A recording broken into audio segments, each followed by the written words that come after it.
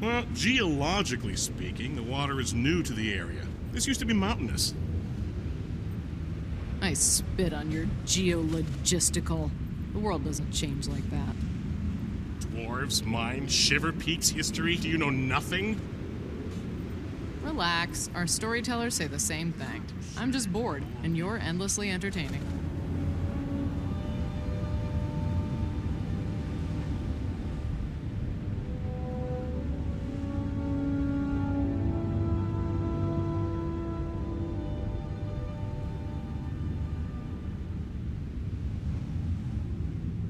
Over the seasons, the Codan spread and multiplied across the land. Their journeys were bounded only by the sea, and everywhere they went, they brought balance to the spirits. They watched, and they learned, and they hunted, and so served the will of Coda. Now all things grow and all things die, even the glacier is not unchanging. And there came to be a great storm that did not end, though month after month and season after season passed. And the great seers, the voices of the Codan, said it was time to wait and to watch and to learn. With their thick white fur, the Codan would be safe. But waiting was not easy, for there was little to hunt in the storm, and in the great halls the rumbling of bellies echoed like the roaring of bears. And there was a claw without a voice, a hunter among the Codan who refused to stay. He said that fur or no fur, storm or no storm, a hunter must hunt. And he led many others with him into the storm to seek hunting grounds in the lands to the far south, where the snow was light, and they were never seen again. The Codan do not claim any connection or relationship to the Norn race, but some voices choose to interpret early stories of a lost group of Codan as an explanation of the origin of the Norn. If this is true, they argue, then the Norn are failed Codan, who have forgotten their place as judges and protectors of the balance, and that is why their true bear form has been replaced with a fragile, furless state. Because of this pressure from their shaman, a Codan often retreat the Norn as spiritual failures, possibly even a race moving backwards in the cycle of life, towards primitivism and destruction, and that even as the dwarves before them, if this is true, the Norn are a race on the edge of extinction.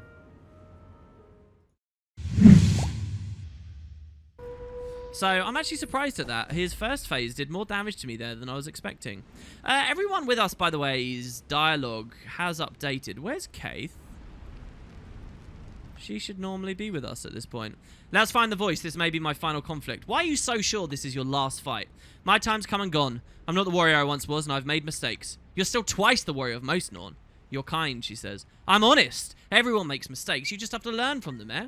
Your words have wisdom. Thank you. Wisdom learned from heroes like you. Let's go. So she seems to listen, but she keeps sort of going along. So Honest Claw says, the voice has fled before her pursuers. Obviously wasn't in her room. She must be deep in the heart of the sanctuary. How do you know that?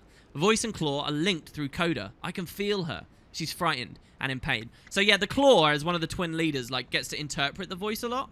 And so we hear this is kind of through the mists. Poor thing, where is she? Somewhere lower down? Can Jormag's servants corrupt the voice? I do not know. I think they seek to strike at her in her weakened state and make her madness a weapon for them. I hope she'll be alright. Have you fought the Sons of Svanir before? Yes, though never before. So we actually heard that there before as well. And where's Kaith? I'm actually going to cut now and figure out where the hell she is, because she does have dialogue for us. And she's actually useful as well. She does CC. There she is. What have you been doing out here? You have wisdom to share. She didn't fancy the last fight? The entire ship is crawling with Jormag's servants. We may be overmatched. Air seems determined to keep going, we whisper. She says she feels useless. She courts death. How can I dissuade her? I love this use of the term, she courts death. That's a very Silvari thing to say. How can I dissuade her? With your actions. Help her with your mission. You are not afraid of Jormag's minions, are you? No. Air and I have fought Jormag's champions before, and we won. But she was more confident then. She'll get more confident after she succeeds. Now, come on, let's go. Yeah, like, Edge of Destiny is this awesome novel with so many moments where they're just kicking ass. And there is a beautiful moment where they're fighting, yes, against Jormag's minions. And look at what Air's become here. We see that everyone's kind of pushed her to this throughout the fight, though. Okay, right, yes, there's this engagement. I kind of wanted Epidemic for this, but we'll see how we go. It's just a wave of Sons of Svanir. Most of them are weak. But there is an elite amongst them, and it's a hunter, as you can see. Realistically, I wanted to kill this guy while I had Corrosive Poison Cloud up. Looks like we won't really have that option here. I'm actually going to elite this guy as well, because the next sequence isn't necessarily a big boss. So just keep him in Plague Lands. Keep the autos going. And you see how we're critting every single time now. It's because of, obviously, that curse is minor. And down it goes. If you're really patient with this build and you just do every little fight with Plague Lands, you're probably going to be okay. It's a bit like when we were really struggling before with the supply crates and sort of really relying on them. So we move down now. Look at this cool, windy spiral staircase. If I was a big Norn, I'm not sure how I'd fit, honestly. It's creepy, but I like to think that this is the destruction of the iceberg that's started to make these rooms mess up a bit. There's actually a world hole up there. But yeah, so we move to the Contemplation Waypoint. This is actually the last waypoint of the dungeon. You might say, wow, WP, that was really quick. Yeah, it's just because I think they forgot to add more waypoints. There's a ton to do. And honestly, if you're dying, while I was practicing this, I died a ton. Every time you die, you've got to come back to this, and you've got to walk through so much of the ship. So, yeah, there you go. Contemplation Waypoint, and then you're sort of done. Moving in, though, we have the next room. Another set of tracks. Why are they splitting up? We must follow the voice. She is this way. Okay, so Air mentions another set of tracks. I think she's talking about this door over here, which does actually open, I think, as the dungeon goes along.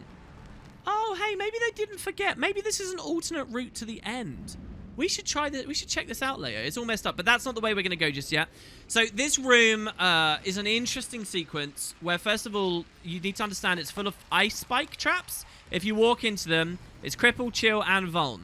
It's like all the worst, okay? In fact, is that vulnerability... Here's a weird mechanical thing, guys. Are you ready? Bit of chill. Chilling a foe inflicts vuln. If I turn that off and walk into this, we only get chill and cripple. So here's an interesting insight into the spaghetti code of Guild Wars 2. This has happened lots in the past. Some environmental hazards and abilities, when this is getting applied, as far as the engine is concerned, I'm casting this on myself. The floor isn't casting it on me. I'm using it on myself, which means my trait, which is whenever I chill, I vuln, the trait is proccing on myself here. And that used to happen with various runes and things. And because dungeons have not really been looked at for years and years and years and years, and the devs have just kind of left them how they are, that stuff is still broken. So anyway, kind of funny. There's not really anything else I'd rather use there, though. So this whole room, basically, you kind of don't want to be flippant moving through. You want to be very careful about where you stand. And you can hear it's very loud in here as well. But the problem is, this next sequence, as you'll see, we want to go through that door, and when we get close to it, a wall of ice forms. I think the idea is the Sons of Svanir did that. And we get these Ice Brood. Now, the Ice Brood really hurt and have a lot of very dangerous abilities. I'm taking this way too slow. They'll keep you chilled. The idea is we've got to press F on this brazier and F on this brazier. And we've got to keep these torches lit. But if these Ice Brood are left alone in the area, they will turn the torches off. So you've got to, like, stay alive and kite them around while the wall is melting. It's constantly melting, as you can see right now. So it's actually really, really difficult because now, as you see, I'm being forced to flee back through the room. These icy things on the floor just make things ever, ever, ever worse. So here, I'm trying to line of sight the elementals all the way over here, because once I've line of sighted them around this pillar, and I come over here, they hopefully will kind of stay over there. I'm going to have to get more condition damage out, and I'm going to have to cast this Corrosive Poison Field. So everything that these Ice Elementals do is projectile-based, okay? Everything. So the Corrosive Poison Cloud is super important. They actually have a horrible Icy V ability, which you'll see it when they come in on me here. Watch how they stand still. Watch this guy. He's casting it. You see this? That's a one-shot if you're anywhere near it when it explodes. Can you see that very subtle exploding animation there? It is devastating. Here. This is really bad right now. I have to dodge away. Oof, right round like so. And the reason we're still able to hide in Shroud there, by the way, is entirely because of our traits. You're going to have to fear them away here, keep weakness on them, pull back so I can see what's going on. Back behind this pillar, Corrosive Poison Cloud when they come back in, and we should be fine. Epidemic, again, would have been really good here. Again, just like at the start of the dungeon, these guys insta-respawn, so you have to wait for the wall, basically. And once the wall is down, you can kill them for good. So here, look, can you see how only some of the ice things came out? Because where they hit the poison cloud, for some reason they actually count as projectiles. So here, again, you see only one of them comes through. Actually, that might be because it just hit the pillar. But yeah, so good. That's how we deal with that encounter. That's actually really challenging and killed me a few times until I figured out what was going on. At first, I didn't even know you could light these torches, I've got to be honest. So here with this guy, I'll double blood his power again. Transfer back through. You might wonder why I have 100% ice elemental to fight. it's because I probably killed one early and he respawned. Really what you want to do is just delay killing them so that you only have to kill them once the ice wall is broken. That's why I was fighting around moving through the room so much. Also, just to sort of keep myself alive. Here, I'll show you how dangerous this is. Look at that. I got clipped by a tiny little bit. It did all of that damage. If you're standing more in the middle and more packets hit you at once, you're just owned, okay? So that's freeze row, it's called. And that's going to come up in later dungeons and content too. So big explanation for it, but it's pretty important. Okay, Honor's Claw, up you get. It's an interesting engagement as well because it doesn't really trigger combat music, weirdly. So we can get him up. We can get Kaith up. Really hard boss fight coming up next as we get into the last leg of the dungeon now. So up you get. Lovely jubbly. Still looking for the voice wherever she is. Oh, yeah. Okay, I think this is the group. So this group, this guy's not an elite, this guy's not an elite, this guy's not an elite. And they're all pretty much ignorable for that reason. However, there's 2 elite hunters. Now, hunters cast as an elite, they're archers, they're rangers, right? They use bows. They will insta-kill you if they focus fire properly. They have barrage, an ability that paints a massive area with huge pressure. If I round this corner, what often happens is when you first aggro them, you get a double barrage cast on you, and it like insta-kills you and all the NPCs unless you get out of it instantly. Also, barrage can't be stopped by corrosive poison cloud, so I have to be really careful here how I do this fight. I'm going to LOS, but if I say they cast barrage and I don't interrupt it properly, what we're going to do is run away. Here, let's get our koi cake back up. So here's what we're going to do. We're going to hit him with a mark and stay here, okay? I'll get the rest of my marks down, and hopefully they'll blow barrage early on these guys. Oh, I didn't even aggro them all. Just the weak ones. So let's try that with that seer. Do the rest of them come in? Oh, we missed the auto. So here's Air's barrage, right? They're going to cast their own version of it. So here's one. I really want them all. Otherwise, this will take longer than it needs to. Mind you, I still didn't add Epi. I keep forgetting. All right, there you go. Here's a barrage. You see the damage we took there? So we have to dodge away. I'm going to shamelessly double dodge out of that. Here's the second one. Hide in shrouds. Push them together. Keep them together. Play glands. All right, and we're fine. That's all it is, really. It's just the open. And once you've dealt with that, it's kind of not a problem. So we just cleaved a group out that I would normally like Epi here. And down they go. Okay, good.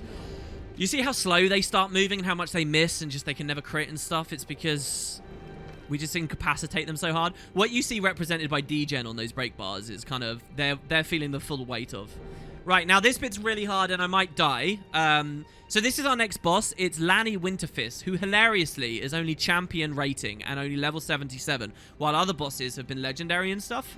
This is an extremely difficult boss because the devs didn't put much effort into it. That's the only way to say it. It says here he uses frost magic. He has only 2 abilities. One of them is Cone of Cold. If you remember Casey Whitedale in Water Attunement with the dagger was doing that. It's where they breathe out and go and they breathe and it heals allies, but it does, you know, damage. So he has Cone of Cold, and if you stand in it, you're dead, basically, for too long, because it just does so much damage.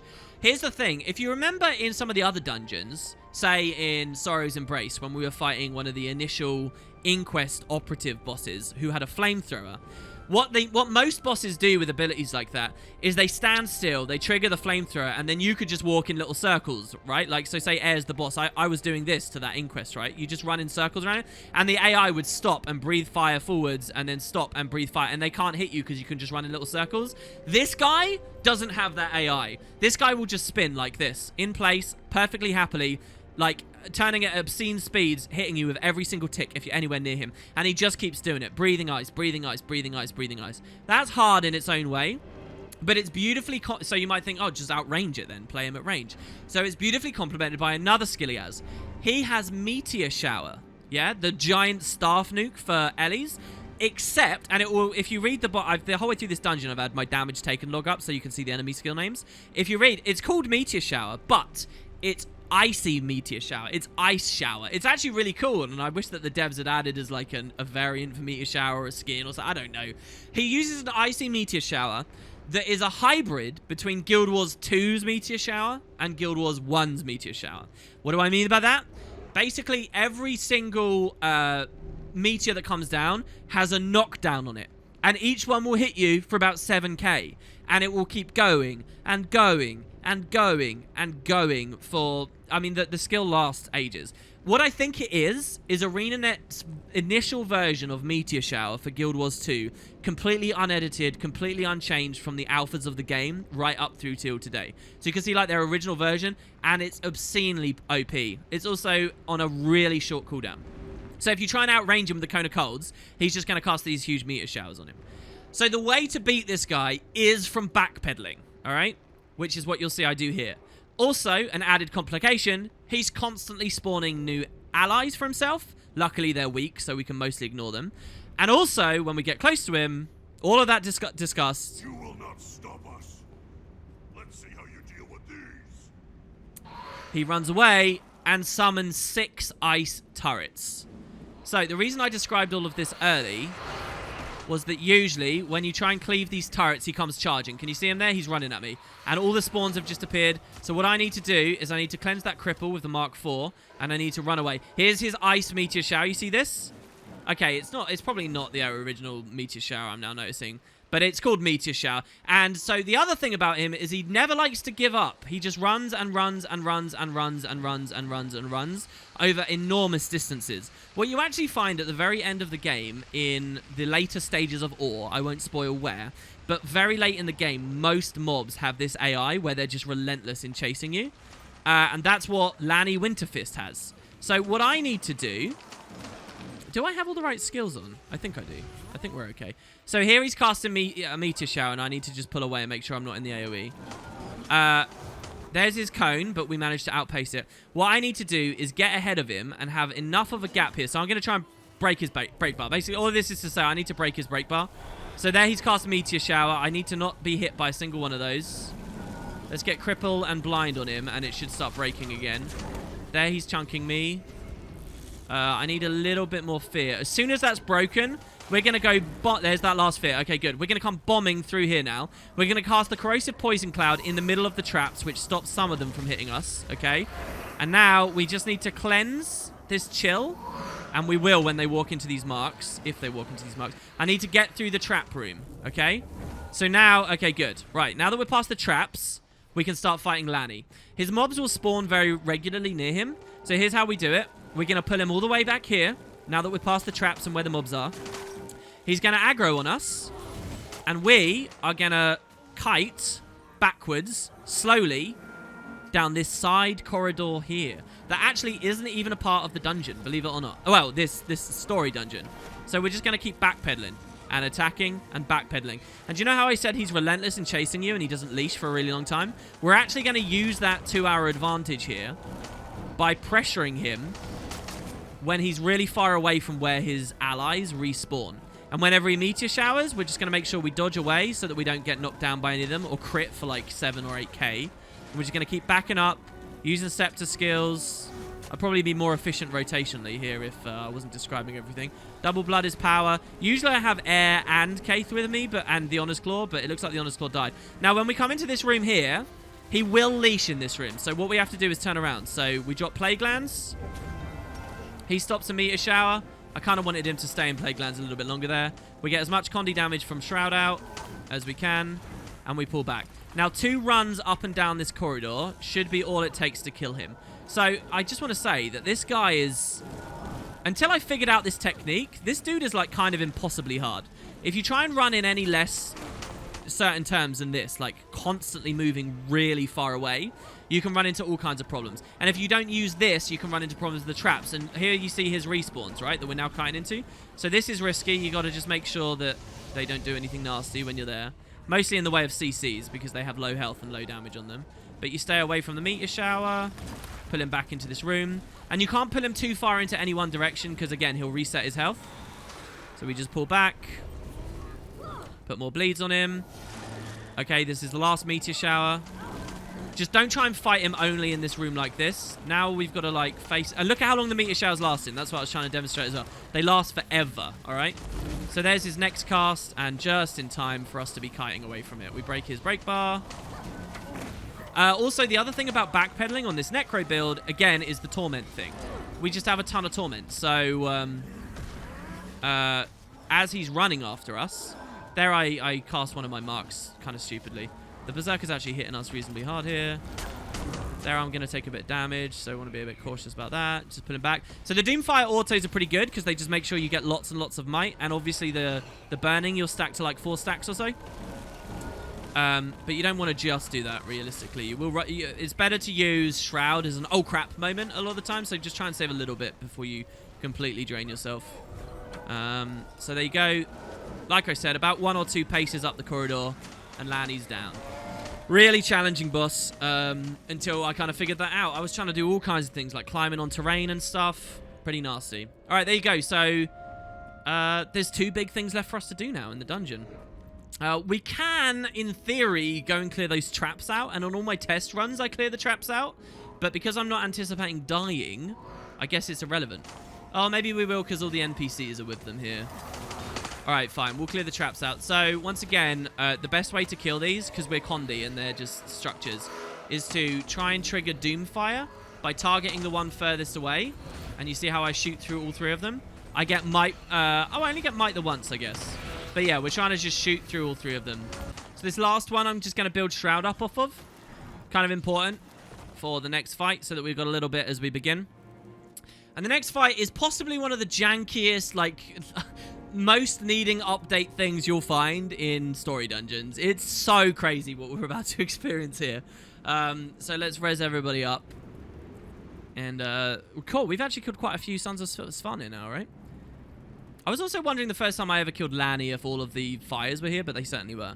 Alright, so we get another 3 mobs. Now, this is just a trash group, but they're all elite. So Claymores are greatsword users. There is risk of dying here because they can do a lot of damage. Luckily, you can aggro just like 2 or 1 at a time. And that's what I'm going to do to make sure that we don't die. You can kill them all 3 at once. You just have to be absolutely on the ball with where you land your AoEs. So here, putting these 2 away first is a good idea. So first of all, that projectile type thing they did there can do a lot of damage if you're not careful. Here we get the weakness on them. Here, Deathly Swarm will bounce blind through them. And you see those swirl abilities, the whirls that they did there? That's the other kind of dangerous thing. What I really should have done again is Epi. But hey, I guess it's not a big deal. Again, I don't want to kite him too far away from where we originally aggroed them. Because... so here... I need to get a Condi range out again now. Because I don't want them leashing. Pull through there. Good, that guy's got weakness. So you see how we got the glancing blows there, but he actually managed to get a bit of damage out. Alright, that's him done. And then this guy out here as well. I guess we can just go ham with our utilities this time on this guy. Okay, well, the other one's not dead yet. Yeah, did you just see me get chunked down? I thought the other one would be dead already. Alright, good. We've sent the bleeds over. Again, make sure you come out of these encounters with as much life force as possible. So I'm going to just hold that much. The Immob after the Torment is a bit of anti-synergy on Core Shroud. Kind of interesting. But yeah, there you go. When I say Core Shroud, I mean regular Death Shroud before any of the expansions come in and augment it in any way. So, what do we have here? Well, it's actually really important here to look before we walk into the room. Check it out. There's Coden's Bane. Now, remember, that's the Sons of Svanir's group that are hunting these guys. This is the Huntsman of Jormag. Cripples, poisons, calls birds. And here next to him is the person we've been looking for. Champion Honor's Voice. And Honor's Voice is alive and well and perfectly fine. We're going to get one of those really cool painterly dungeon cutscenes now, but it's extremely short. So just keep your eyes open and enjoy it. It's one that people often forget is even in the game. But I like it. It's just very tiny. Accept the power of dragon. Leave me in peace, I beg you. Walk in the path of dragon. Receive dragon's gift. Its blood is your blood.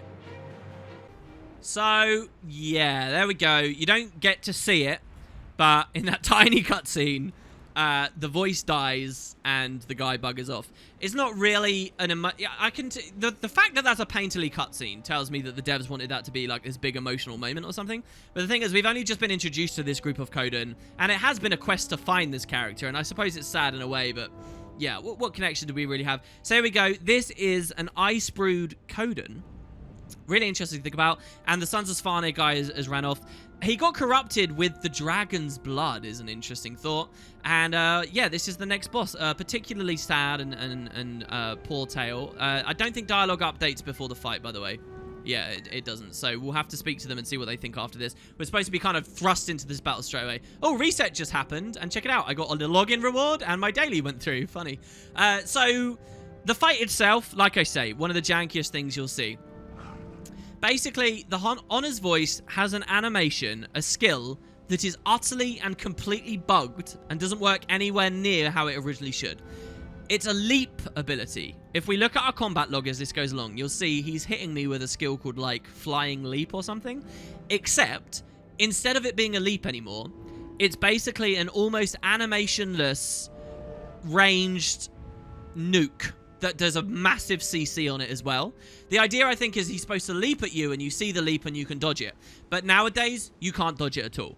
And it's extremely dangerous, and this guy can kill us. We can get defeated in this fight if we're not very careful. The only way that I'm going to save myself from it reliably is by using Death Shroud to hide and block the blow every time his cooldown's up. So he can use the ability every 10 seconds or so. And we can go into Death Shroud every 10 seconds or so. So I'm going to open this fight in Shroud. And when I see he hits me with that particular ability, I'm going to instantly leave Shroud. And then as soon as my Shroud comes back up, I know that's about when his abilities come back up, and I'm just going to hide again.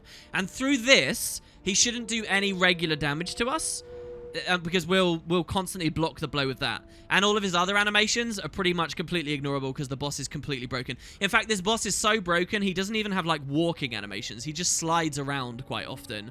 It's crazy. So we'll see. Anyway, that's the main game we're going to play. I'm going to start in Shroud. You ready? Here we go. So we'll wait for him to do it. So there's that, like, V attack we don't have to worry about. There. So Ice Leap. Did you see 7,500 damage? He cast it. I leave Shroud. Okay? So now, so I've got 10 seconds to just kind of play the game and do my thing. And then as soon as my Shroud's back up, I'm going to hide again. This time I won't because his break bar just went down. So that's the other thing. Whenever his break bar goes down, you can kind of ignore it. But as soon as his break bar ends, you want to go back in, okay? Because he can cast skills again. So there it is, and now I'm going to leave. Do you see how he hits half of my entire life force pool with that one animationless ability? He also, you'll notice, has me stunned for a long time afterwards. This is what sometimes you can, like, just weapon swap to stun break, by the way. So here I couldn't do anything. I couldn't go back in because the chill lasted on me so long. I think on my test file I was doing things a little bit differently and the chill wasn't there so much. So I'm a bit concerned here. So anyway, that's about 10 seconds again. So there he's got a lightning whip ability. You'll notice that there's like a lot of elementalist skills that are going on here. So here, what we need to do is transfer the chill off of us as fast as possible every time. And hopefully we'll be okay. Let's get a Plague Lands on him. It looks like he does actually have walking animations this time, so that's nice. Here, I'm going to chance a random dodge. I never got it, unfortunately. So we'll just try and get Parasitic Contagion to re-heal us. Do you see this pressure here? He walked out of Plague Lands as well. We're going to heal. I'm going to hide in Shroud now, hereabouts. This is a bad Shroud because his break bar just went down. I'm going to use the 2 to put a little bit more Condi on him. We're going to wait for it to fully end. We're going to wait. There's the animation. Now we leave. There you go. Do you see how I stun broke it by leaving Shroud there by weapon swapping? It's just completely broken, guys. Completely and utterly broken. Here, because we didn't have chill, we should get back in time. I've got plenty of health here as well, but there you go. Breaking the bar, breaking the bar. There it is. Perfect. This is really good, because as soon as he finishes that, I can leave. I think basically, you'll see we're getting ice blocked. It's kind of like the Elementalist Ice Bow ability, but like the original launch version with all of its weirdness in it. It's just very, very odd. That lightning whip was pretty bad, so I'm going to pull back. Yeah, look, there we go. And that should be fine now. I think we can kill him with Doomfire. Or her, sorry. This entire time, her. She's a crazy fight. A really weird creature for an interesting story step. And down she goes. Leave me. Let me die with my voice and my sanctuary. Claw of the honor of the waves, I know this cuts you deeper than any blade. But you cannot let failure destroy you. That's what I've been telling you. Let her finish. Defeat is not getting knocked down, but in failing to get up again. I understand. Come then, let us eradicate the creature that has slain your voice. So there you go. 3 success, a minor success, sort of. I mean, Was it a success? I mean, this is a pretty sad moment. Air has come around. I like to think that Air is coming around and listening because of that little chat we had with her a second ago, where we said she was a great hero and we learned and we were inspired by her. So, yeah, there you go. She's maybe learning a bit more. This guy just went into a T-pose. That comment of failure is not in getting knocked down, but failing to get up. That's a great line, but it reminds... I can't help but listen to it, right? And I get reminded of one of the Rocky movies. Rocky's like speaking to his kid or something, and he gives a speech that is essentially that, and you know, that's great and whatever, and that's fine.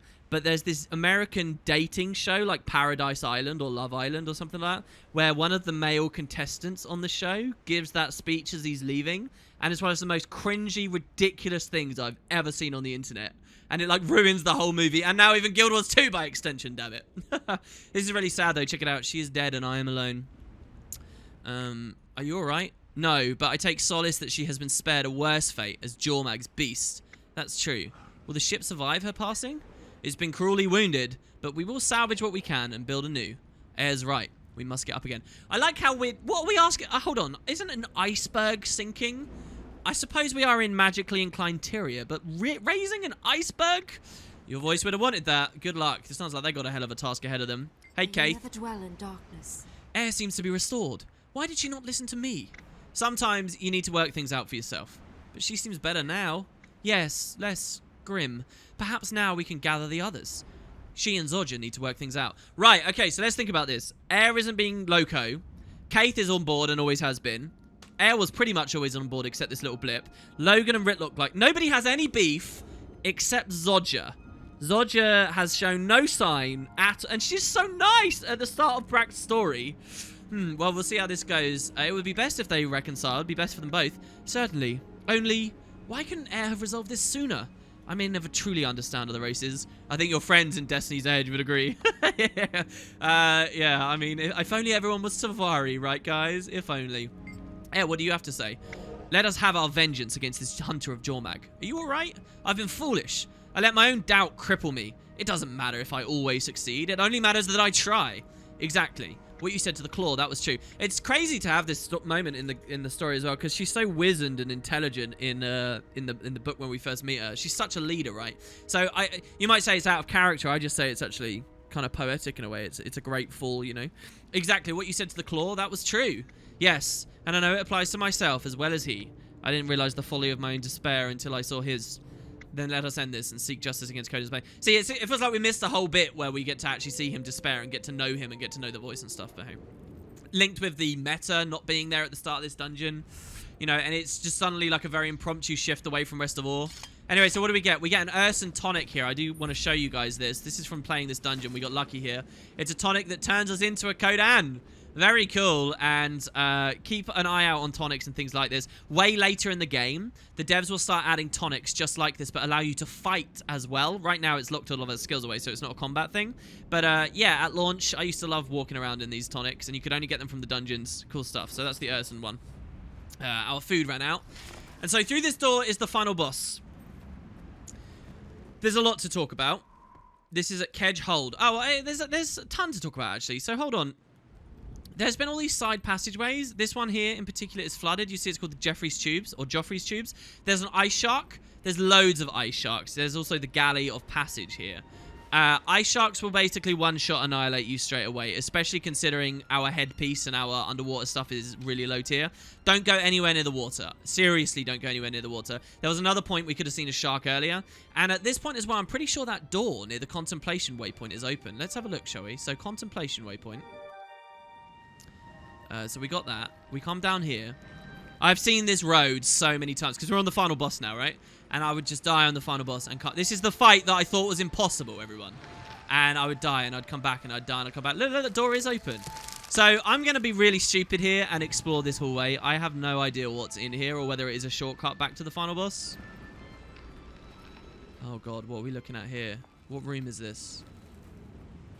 Oh, this is where it is kind of a shortcut. It allows us to not wade through the icy chill rooms. It's Coden Horn is here as well. There's someone's alive! Oh my God, someone is actually alive. Why are you standing here?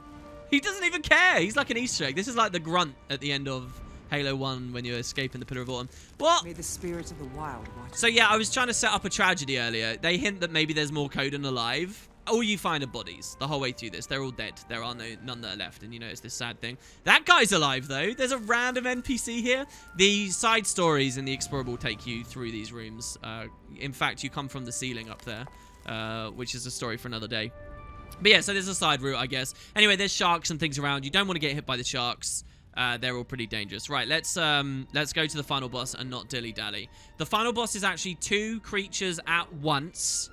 It's, you know, it's Coden's Bane, the leader of these hunters, but it's also his pet Drake. And both are a serious challenge. If you try and kill them at once, even in a group of 5, you can wipe. I remember at release, wiping perpetually on these guys. So I'm going to walk out into the room you fight them in is amazing, by the way. I'm going to walk out into this final room, trigger, in terms of the lighting and the shadows and stuff, come on, you can't deny. Trigger their dialogue and bolt. Jormag, hear me. I hunt in your name. I have turned the voice of Coda to your side. Drink deep and grant me your power.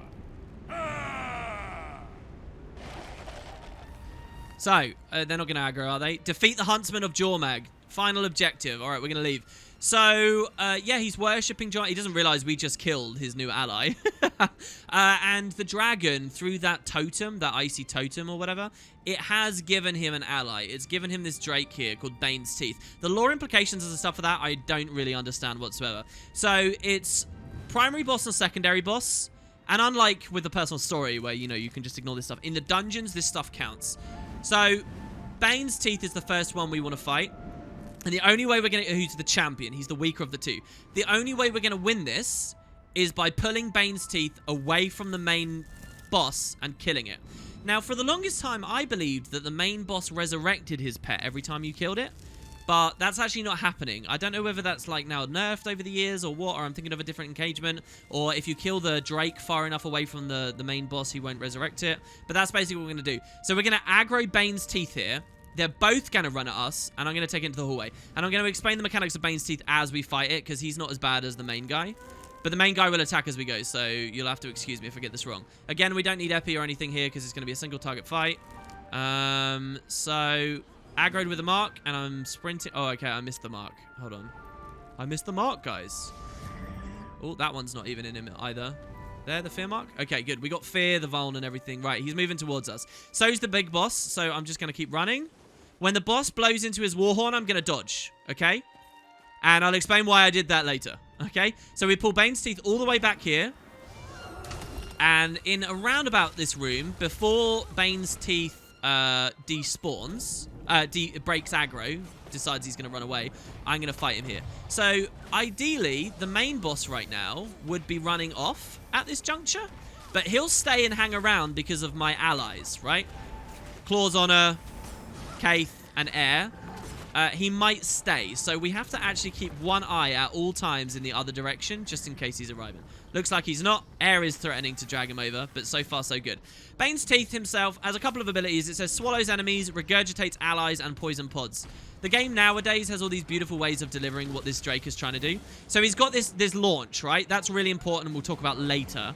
But the launch is, like, severely dangerous if you're fighting him with the main boss. He drops these AoE pulls that do good, significant damage, and poison, thus reducing our resustain. And then he has that eat ability. Did you see I got stunned for ages earlier? The idea is he's eating us, we're in his mouth, and we can't do anything, and then later he spits us back out. He's kind of like a Final Fantasy Malboro, if you will. Except sort of not at all, really. So yeah, we're just going to grind through him, even if he eats us and stuff, as long as I get as much damage out as possible, keep breaking his break bar as fast as possible, like here. So I'm putting terror damage out while he's under the break bar there. We should be able to clear him down. And with him dead far away from the boss, we can get into the other part of the fight. So yeah, the way we deal with this is kind of a two-phase thing. He did a ton of damage there. And you see, he's hitting us hard, right? We do have to be very careful and keep away from him. The first phase is cleaving this guy out, and the second phase will be the main boss.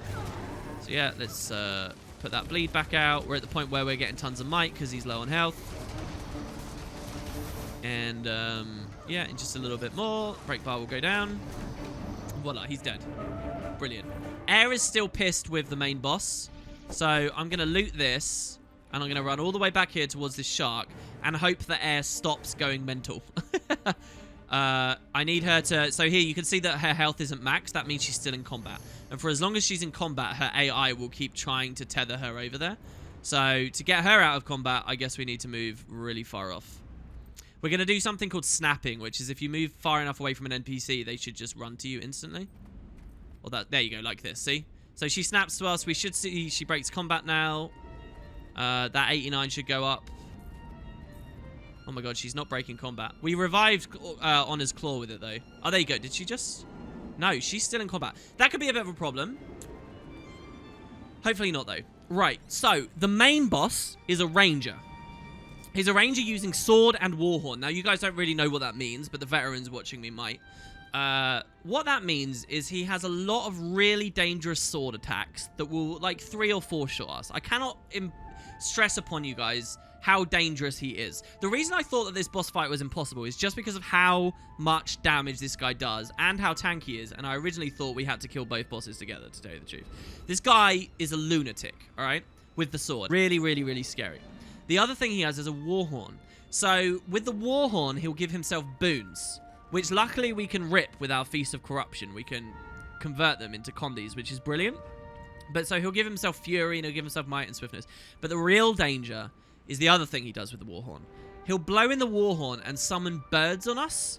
And the birds will do maybe 25,000 damage. Maybe higher.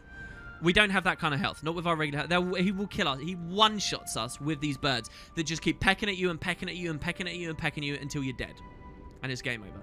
The only way we can survive this fight is by hiding in Shroud once the birds are on us. In truth, if he casts the birds on us and we hide behind a wall, it line of sights them and they don't do any damage even though the animation looks like they should. Like, you could do that. That's a bit of a weird thing that Rangers used to have to deal with and has since been patched, but his skill hasn't. So you can line of sight, and the other thing you can do is dodge his initial cast, which is what you saw I did earlier. When you see he breathes in the warhorn, you dodge, none of the birds come at all. So if you're perfect with your dodges, maybe you can get away with it. But he summons the birds, guess what? Every 10 seconds or so. Again, right? So we have to deal with him being able to global us every 10 seconds. So here's how we're going to do that. We're going to swap the corrosive poison wait, what skill do I want to swap? Which one does more damage? I think we'll probably swap the corrosive poison cloud. We're going to swap this for this here. The Signet of Undeath. So we now have 3 that are all getting the benefit of that trait. Signet of Undeath is the signet that passively generates life force in combat. The whole thing about this fight is when he's got birds, I'm going to be in Death Shroud. And the birds will eat all of my Death Shroud. They will kill me. But because it's only Death Shroud, it's fine. I'm going to leave Death Shroud with 0 life force. And then we're going to fear him. And we're going to get value off of Signet of Undeath. And all of our life force is going to come back for the next 10 seconds where I'll hide again from the birds again. You can't outrun the birds. All you can do is try and dodge them or face tank them somehow.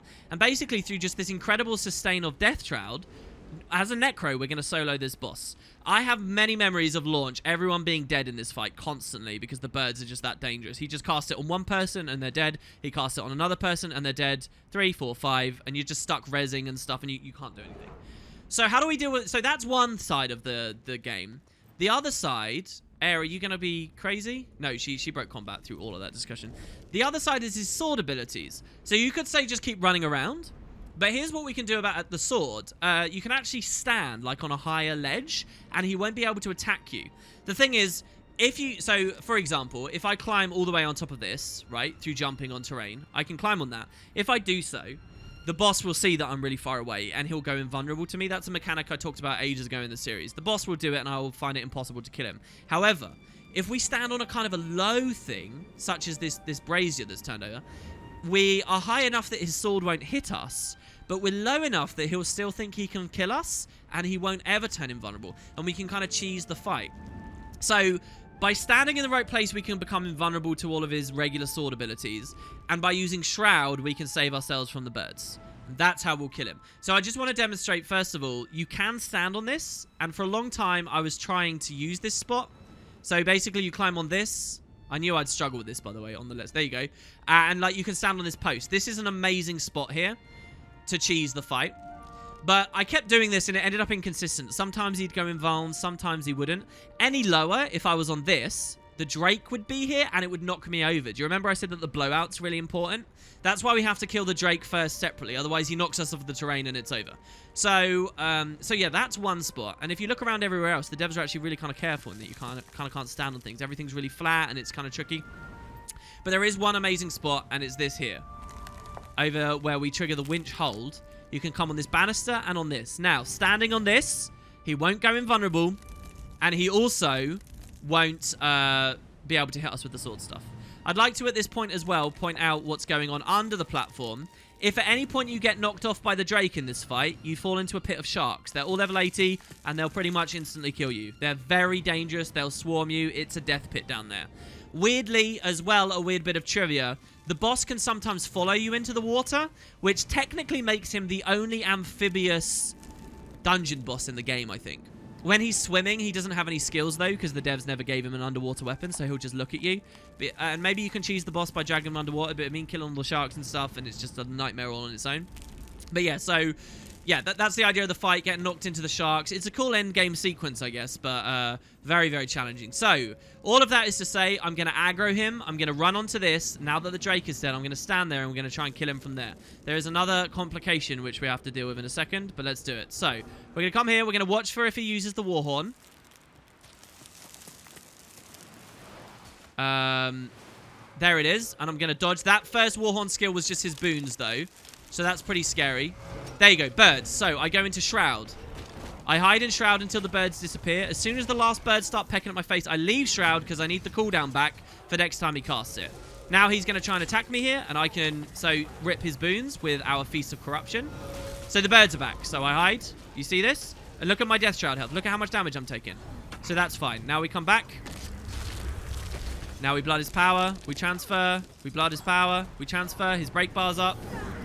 We Signet of Spite. The birds. We come in. We fear him to give ourselves more life force so that we can stay alive. There, he's managed to kill us in it, but we've got it. We're back alive, so that's good. Now we just need as much life force as possible. So we try and deal with this. We try and deal with this. And what we want to do is try and get a good timed break bar as well. So here, we're not going to have much health. So I'm going to have to use my heal as well at the right time. And here, so now his break bar's down and we can sort of cast marks on him and just spam them through to give ourselves more life force. So that's the majority of the fight. And now you'll see, basically, I can't dodge the birds because I can't dodge while I'm on this kite spot. If I dodge, I fall off and then he kills me with the sword. By standing here, I'm stopping 3 different abilities from hitting me all at once. And that's really goddamn important. So here, the birds... We fear, we stay in life, Death Shroud, and we're going to hide here. So yeah, that's kind of the idea. There's 2 different ways. Maybe you could do a version where you dodge every single bird with perfect time and just kite him around. But standing in this spot is good. This is only possible if the Drake is already dead. If the Drake is alive right now, he'll knock you off of the banister and it's game over instantly, okay? You have to kill the Drake first. That's why it's kind of 2 phases, and that's why the knockback on the Drake is really important. Even while you're 1v1ing it, it's not the biggest thing. Here's the other thing that's going on right now. It's Air and Kaith and stuff. Sometimes he will re-aggro to them, and then once he's decided that, when he looks back at you, he might decide that you're impossible to kill, and he'll just go randomly invulnerable when he's below 50% health, meaning we have to kill him twice. That's no joke. That's no exaggeration. That is what happens. Here we got a beautiful break bar. That stopped his birds at the perfect timing here. Let me build more Shroud. Look how much Shroud we've got here, and now we do this. And what I'm actually doing right now is I'm healing, like, to a degree that other classes only dream of. But we're doing it through, like, life force as a mechanic, right?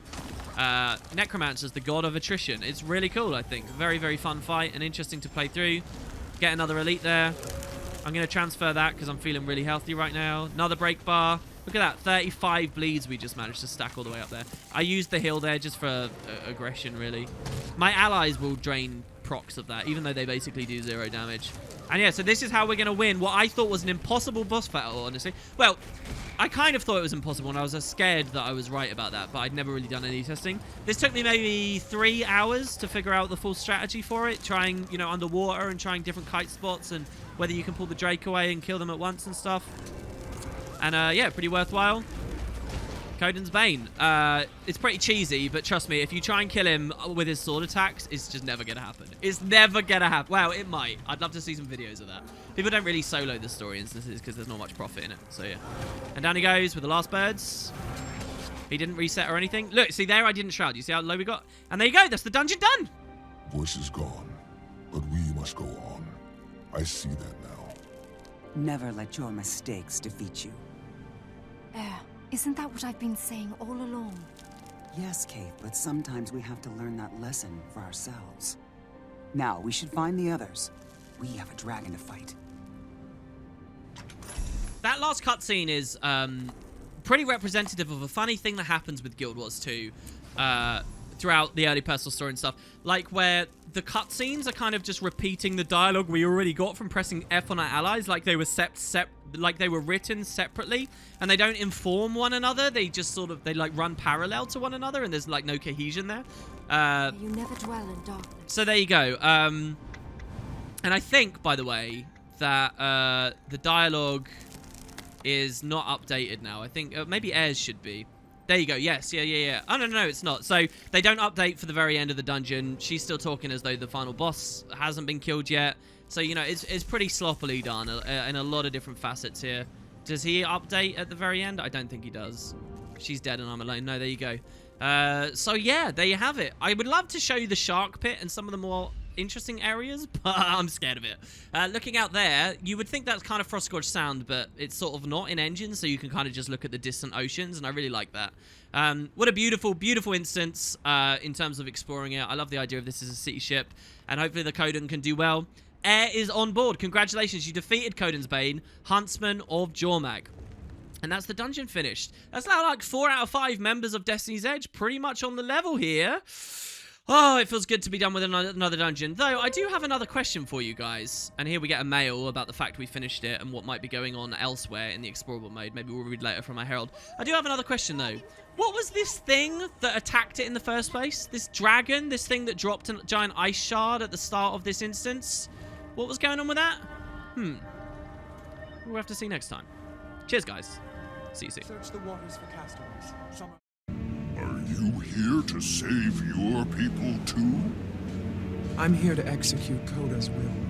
If anything, little wise one, our arrival will save you and everyone else. Quaggan does not understand. But Quaggan likes you anyway.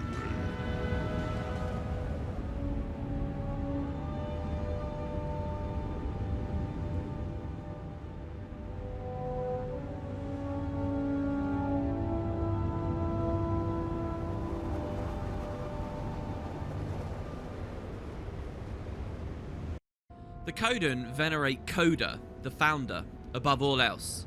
They believe that all things are fated to come back again and again, but each time reborn as members of the same race, a sort of spiritual purity maintained throughout reincarnations. Humans come back as humans, Char return as Char, Coden come back as Coden. Only when you are greatly enlightened do you advance and are reincarnated as a member of the next race in the balance. Of course, the Coden believe they are the most spiritually enlightened race in the world, and that, as the top of this reincarnative food chain, is their duty to watch over their world, judge others, and maintain the balance. By force if necessary. They believe that the Coden are the only ones who understand this balance, a word often used when the Coden are justifying their actions, and that it is their holy purpose to maintain it, even if that means fighting or killing. Although a member of an individual race won't summarily be judged according to their race's general activities, the Coden do approach other races with a certain amount of expectant anticipation. They have already begun to judge the people of the Southern Lands, as they believe that Coda would wish them to do. There's a debate among the Coden shamans, known as voices, as to the fate of the dwarves. Did the dwarves somehow skip ahead and proceed directly to enlightenment? Or did they fall out of the bottom and destroy themselves? Either way, they have been removed from the world.